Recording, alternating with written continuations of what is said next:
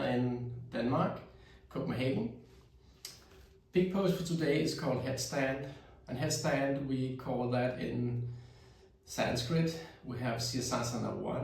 Sirsasana I, where you interlace your fingers using your thumb here to press on the back of your neck. It's about like this.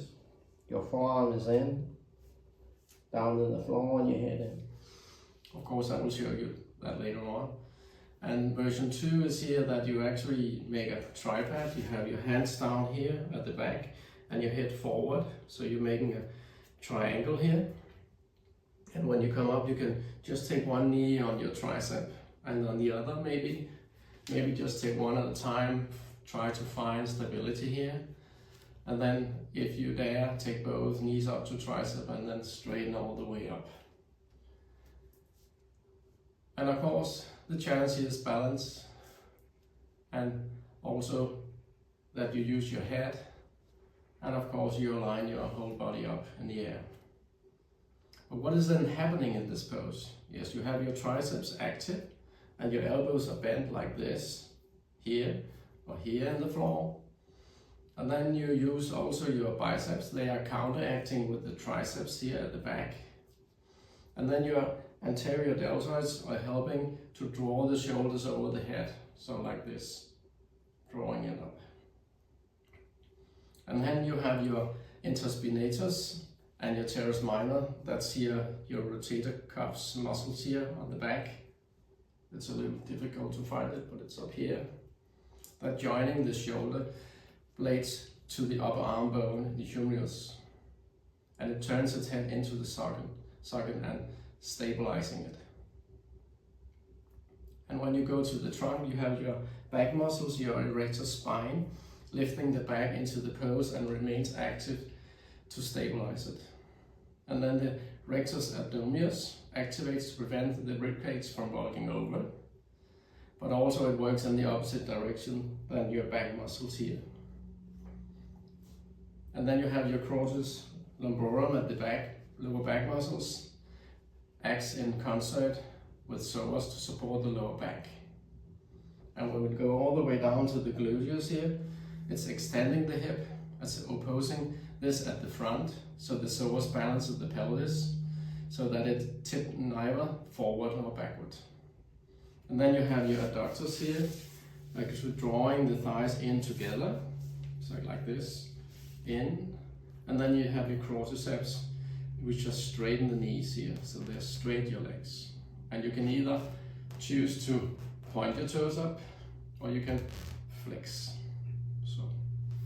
So this is what is happening in this pose.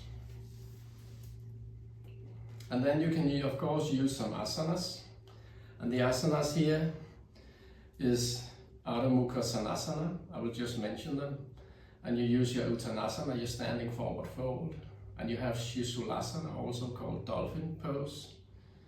And you have your Prasarita Padasana, and you can make that in two versions, by actually using your hands the way you would like to do your headstand, so either like this, or either your tripod.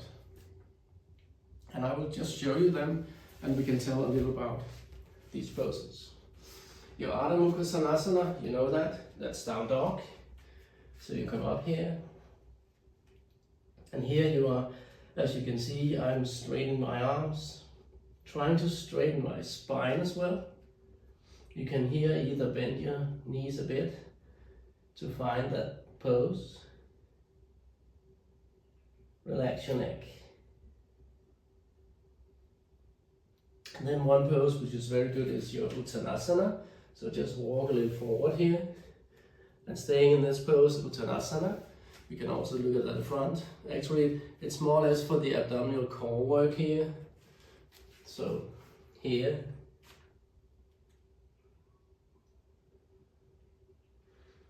And then one which is very good. Actually, we are going back to our down dog again. And then you can come down on your forearms. Here, Sirsasana, dolphin pose. And then you can walk a little closer, and you can especially feel that here you are working around the shoulder area, which you will be most doing in your Sirsasana I. And it's very good also to have a straight spine here in this pose, which we would like to have in our headstand. So around the shoulder area and the back. And then the last pose is here, and this was Sirsasana, standing forward fold.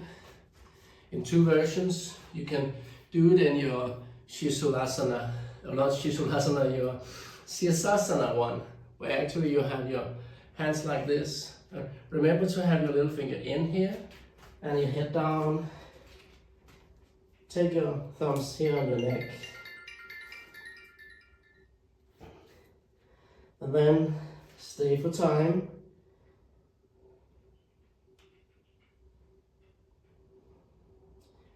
So this is version 1 of them. And then you can take the other where you have your hands in here. Of course, elbows bent again, making this tripod version. So it's a kind of actually headstand here. You just have support, of course, of your legs in this pose. And you get the same feeling as you have in your Sirsasana I, or like this, Sirsasana II. And then I will show you two poses where you can help yourself to stabilize yourself. And first one is your Navasana. Navasana, of course, you can do that in many versions. We will start here off with the most normal version, so to speak. And then you can, of course, go even deeper. Hands up, legs up, chest up. And then you can play a little, be playful maybe, come down to a low boat. Hook everything into the midline center here. So that is what we are actually trying to work on, that's the core. So everyone hooking in, maybe coming up again. A lot of versions of the pose, you can even try to catch your toes and straighten your arms up. And you can come into a twisted one, holding your left hand to your right feet and taking the other arm back. And maybe even deeper, stretch the other leg up. And of course you can change side. So this was about your boat pose, Navasana. And lastly, of course, also for stabilizing, using the core and stretching the legs, plank pose.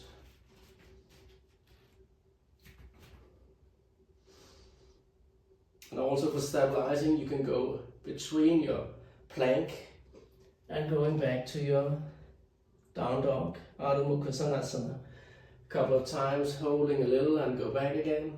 This will also help you to find the right stance between your plank and your down dog. And maybe you will find even a better distance between your legs and your down dog. So this was for opening up and some poses for stabilizing it. Now I will show you the pose.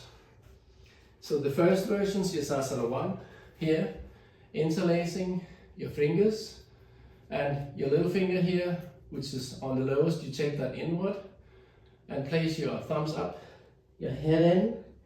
You can also do like this, so you find a good way here for your head. So take your palm here to your head, place your fingertip there, and then maybe you will find a good spot here. So walk in as far as possible, and then one leg at a time. Find balance and come up.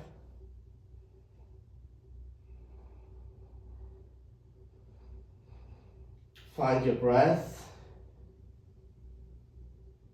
See if you can find a straight line. I hope I'm straight. I don't know, because it's difficult for me to see.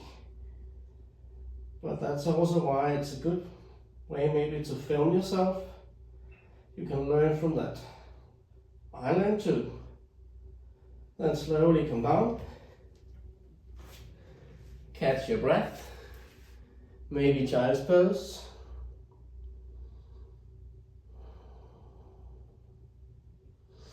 And then we take the other version. We make this tripod version here in Sirsasana II.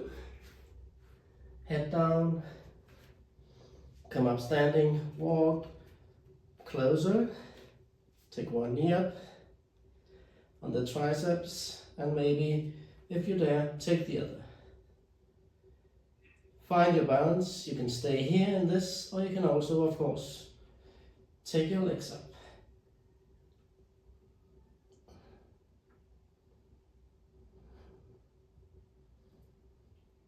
Pointed feet are flexed. I prefer to have my feet pointed.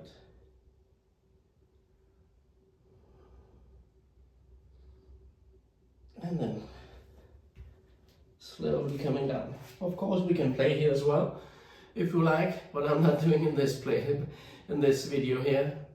You could come down to a Bakasana and then maybe trying to go up again. You can also try to push yourself back to a plank and do your vinyasa. But that is playtime in our vinyasa, and that will follow here short after this. So we will have a flow including Sirsasana I and II. Thanks for watching. If you like this video, please give it a thumbs up. This was Søren Poulsen Yoga. Thanks for watching. Namaste.